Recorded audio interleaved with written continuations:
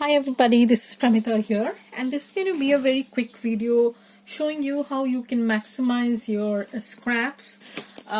Yes, as I said before, scraps always give birth to scraps and then it goes out of control. So I was about to finish my design team project for Kelly's Crafts by Kelly, and I have made this this dingly dangly charm sort of thing, and I have attached it with a paper clip. I've used a brad. You don't need to use a brad, you can just punch a hole and then make a loop or use a bulb pin directly, but I decided to use the brad.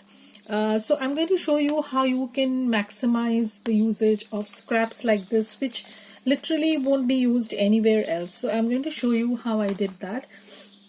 So what I have here is a bunch of things. These are all scraps that are left over, and this is just a needle that I will need later on. So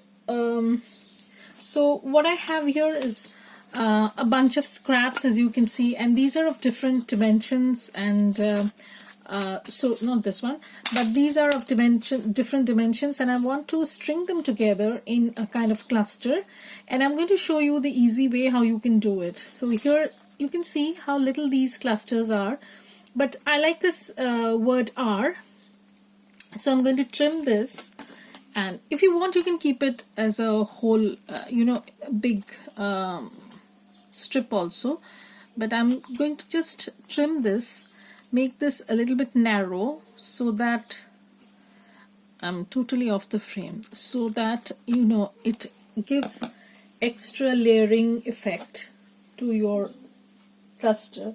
So I've done that, and now I'm going to back this up with some sort of paper because I don't want to have this as a blank backing, blank at the back. So what I'll do is I'll just simply glue this. Now if you want you can use your decorative scissors also to trim the the back, but I decided just to use this. So I'm just simply layering this. As you can see, I just don't like the blank back sort of thing, so that is the only reason why I'm doing this, and I'll show you what else I'll do with this. So I'm just trimming the extra off. I've just backed this portion, this tiny R, with some paper, so because I don't like to see the blank backing or whatever. I'm going to just ink this up a little bit. I don't know, my camera is in a weird angle. Let me move this because I can't move my hand too much. So I'm just inking this, not much, just so that the edges are a little bit distressed. Okay, and now I have the big one. This is also from a scrap, and I've just doubled the paper up. So I'm going to put this. Okay, but I don't want to cover the B, so it will move like this, and then I'm going to put this mushroom thingy, and then I can put this. Okay, so you have a cluster of things, and at the end I also have the stamp which I can use somewhere. So I probably will make 2 clusters like this because I have enough to make 2. So I'm going to show you how I make these clusters. So I will probably use 3 sets of items, not more than that, because then it becomes too cluttered. Okay, so I'm going to use the big one. Okay, and then I'm going to use this mushroom, and then I'm going to use, where's the other one? Where did it go? Where did the other one go?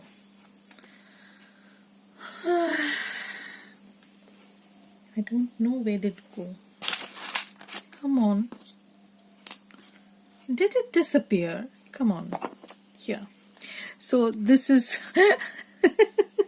I'm sorry guys, this is totally unprepared video, you know. I just wanted to, because once I make this I will feel lazy to show you another version of this, so let me show it now when I'm working at it.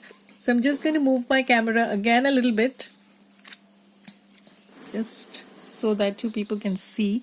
So what I'll do is I'll just make a tiny hole, and I'm using my needle because this is the perfect size for the brads I'm planning on using.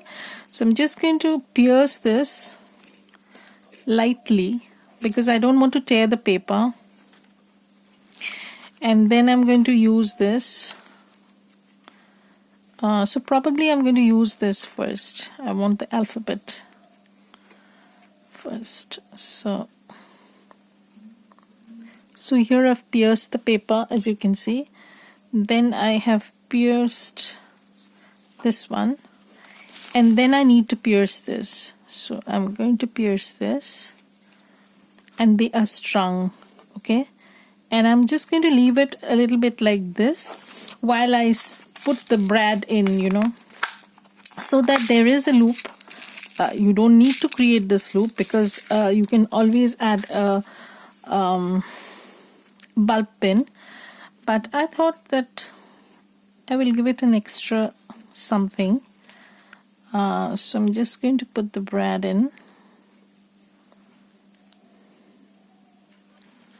Now the brad is not willing to go in. I don't know why. So probably I need to.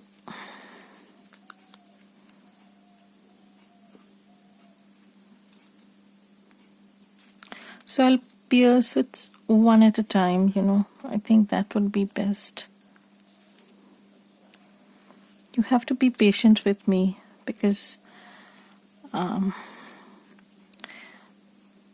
working with camera is difficult for me right now, but how long can I put off? That's the thing, you know. I have to train my brain to work with these kind of situations. So I'm just putting the, so this is the last so this is difficult. Anyways, so I have my string over here, as you can see, and my brads have all, you know, the tags have all gone in through the brad, and I'm going to close this. Just a second.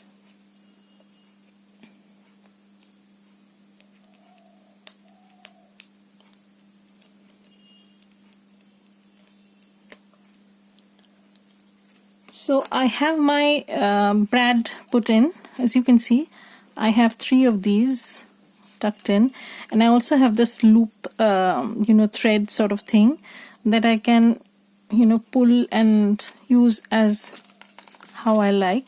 But I'm not going to use this as a very long loop, so I'm just going to give it a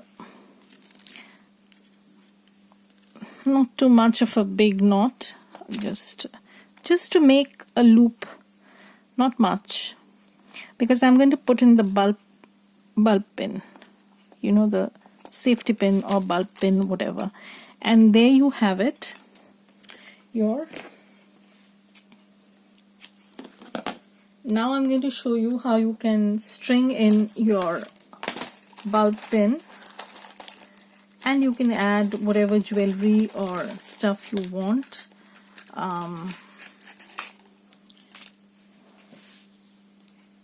Okay, so now you can just string this and put it anywhere you like. So I will of course put in some beads and complete this and come back and show you how it looks. Okay, so hang on there. Hi, so I'm back to show you what I've done.